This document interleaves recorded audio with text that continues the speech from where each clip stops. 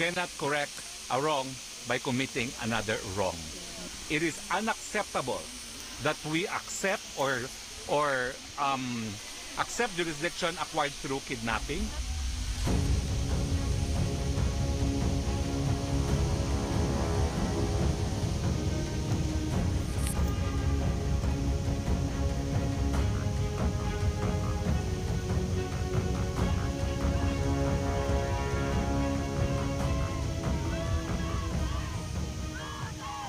I'm a bit disappointed at the practices of the ICC that has delayed the visit of a family member to an accused. We look up to the ICC as a model for international justice, and the fact that it has taken 2 days for a family member to see the accused, I think does not speak well of the practices of the court. We condemn it.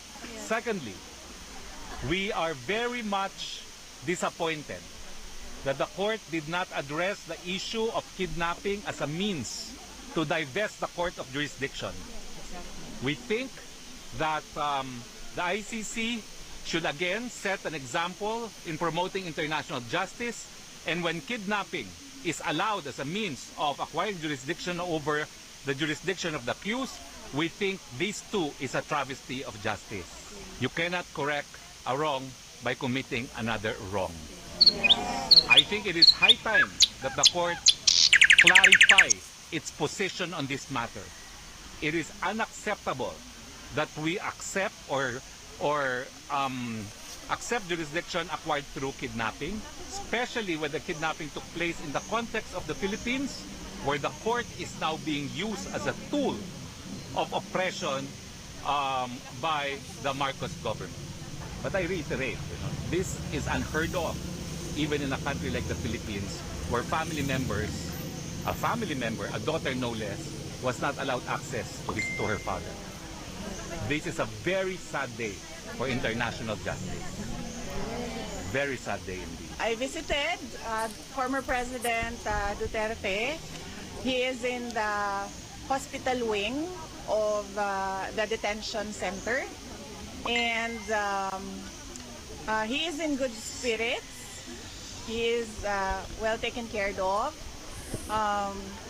Nag-comment lang siya na he really misses Filipino food. Yun lang. But very recently sa meal nila, meron ng rice. So that was a good development. And then we discussed about his legal team. And we discussed about the family, and we discussed about the country. When we talked, he, as a request, he asked me to go home. So he repeatedly said, do not leave the country, do not leave the Philippines. And so I told him na I know, I understand that. And I do not want to be here as well. Unfortunately, I am the only one who has a Schengen visa, and I am the only one who is a lawyer. So I told him that when we are able to meet with the legal team, that I will immediately return home and yes, do my work. But if you talk to lawyers, they call it extraordinary rendition, but for a family member like me, that's kidnapping. Yep. That's forcibly taking my father to another country and illegally arresting him.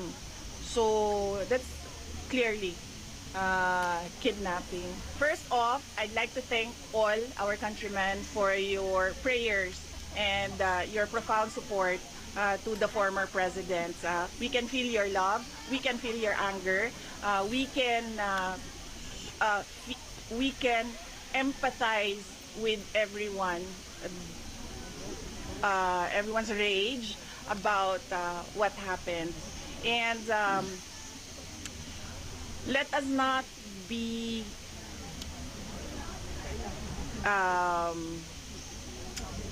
let us not forget the real issues in our country, and that is that is the poverty, that is corruption, that is the failure of the government to answer the demands from the people about accountability and transparency, and the failure of the government to address peace and security in our country.